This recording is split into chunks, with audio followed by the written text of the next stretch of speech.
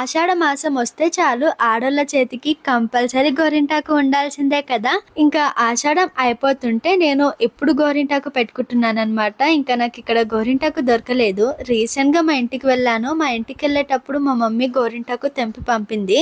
ఇంకా ఈ గిన్నెలున్న గోరింటాకయితే పక్కనున్న ఆంటీ ఇచ్చిందనమాట.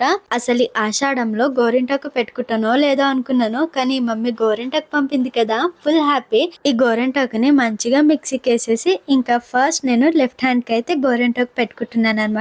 చూడండి, రైట్ హ్యాండ్‌కి అయితే మా వారు పెడుతున్నారు గోరింటాకు. నేను మా వారు మంచిగా నవ్వుకుంటూ, ముచ్చట్లు పెట్టుకుంటూ ఉన్నాము. ఇంకా మా వారు గోరింటాకు మంచిగా పెట్టేశారు. ఫస్ట్ టైం గోరింటాకు పెట్టడం. అయినా అసలు ఎంత చక్కగా పెట్టారో చూడండి. అయినా హస్బెండ్ చేతితో గోరింటాకు పెట్టించుకుంటే ఆ హ్యాపీనెస్సే వేరబ్బా కదా!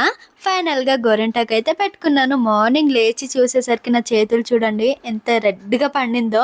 చాలా బాగా అనిపించింది. నేనైతే చాలా హ్యాపీ.